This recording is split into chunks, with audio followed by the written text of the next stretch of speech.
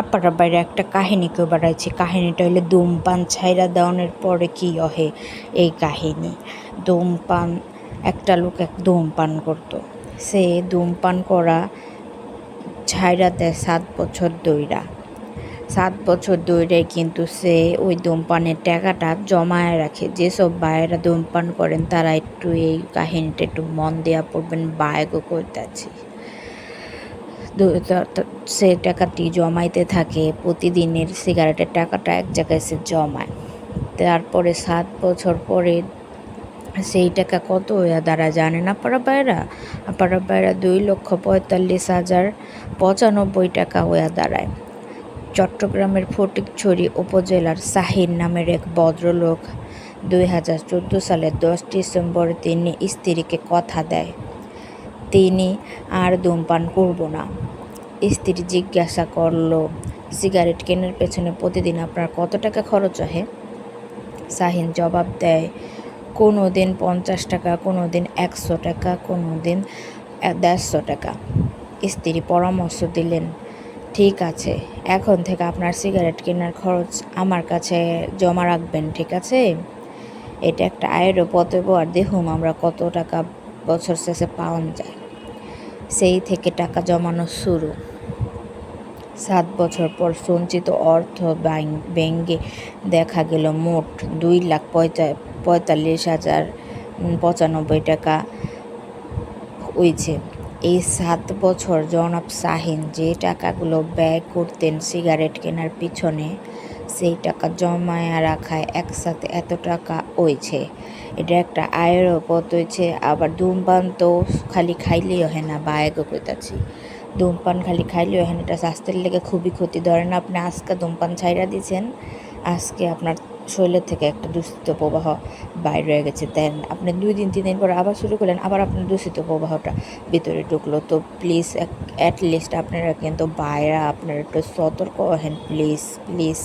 কারণ সতর্ক না হলে কিন্তু আর ধূমপান করলে তো ক্যান্সারের প্রবাহ যে বাইরে গেছে, বাইরে আল্লাহ, কার স্বামী, কার ভাই, কার পুত্র, যে কে আল্লাহ মাফ করুক, সকলকে ক্যান্সারে আক্রান্ত হয়ে যায়, আল্লাহ সকলের মাফ করুক। আপনারা সবাই একটু বিরত থাকেন। এই কারণে আপনারা কিন্তু এই কাহিনীটা কন ভাইয়েরা। টাকাগুলা তিনি তার সন্তানদের পড়ালেখার পেছনে ব্যয় করবেন বইলা শাহিন ভাই জানায়। ক্ষুদ্র ক্ষুদ্র বালুকণা, বিন্দু বিন্দু জল, কবিতার মতন দেখান যায়। জনাব শাহিনের জমানা টাকা তার কাছে অনেকটা মহাদেশ, সাগরের মতো বয়া গেছে গা। যে কোনো বদ অভ্যাস ত্যাগ করার পর সেই অভ্যাসের পেছনে আগের যত টাকা খরচ হইতো সেগুলো জমানো শুরু হলে একসময় মোটা অঙ্কের টাকা পাওয়া যায়। 1 টাকা করে কিন্তু জমাইলে বাইরা হাজার হাজার টাকা আহে, এমনি কিন্তু আহে না। তাই আপনারা যারা ধূমপান করেন বাইরে, আপনারা সেই টাকাটা জমায় নিজেকে আয়ের পথ করেন, ব্যবসা বাণিজ্য দেন, যে যার পেছনে খরচ করেন, বউরে কিছু কিনা দেন, গিফট করেন, পোলাপানটা কিছু কিনা দেন। তাও আপনারা নিজের শরীরের নষ্ট করেন না, নিজের জীবনটা নষ্ট করেন। আপনার কাছে আমার অনুরোধ ছোট বোন হিসাবে। জনাব শাহিনের গল্প সিগারেট খোরদের জন্য যেমন শিক্ষণীয়, তেমনি সাধারণ মানুষের লেগেও কিন্তু অনেক শিক্ষণীয়। কারণ হলো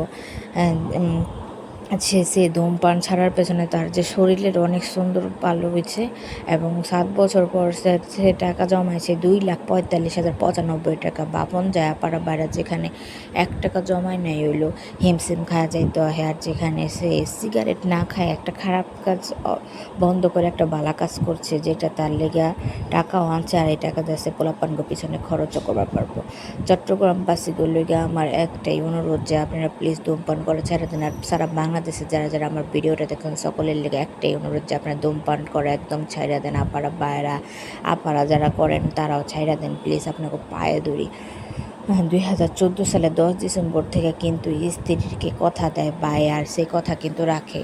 আর কোনো স্ত্রী কিন্তু চায় না তার স্বামী খারাপ পথে যাগা, বাসে ধূমপান করে নিঃশেষ হয়ে যাগা। কারণ সবাই কিন্তু সবার স্বামীরে ভালোবাসে, আর স্বামী কিন্তু ভালোবাসার পাত্র।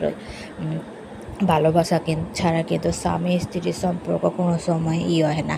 তাই যেসব ভাইয়েরা সিগারেটের কথা বলে বউরে মারেন, বউরে গুছাইবার যান, থাপড় দিবার যান, তারা একটু প্লিজ থামেন, নিজের উপকার করেন। বউরও অপকার তো করতে আছেন, নিজেরও অপকার করতে আছেন। কারণ রোগ বালাই হইলে নিজের জানে বুঝে, বউর জানে বুঝবো না, বুঝছেন? বাইরে একটু সতর্ক হেন, বায়ে গো প্লিজ।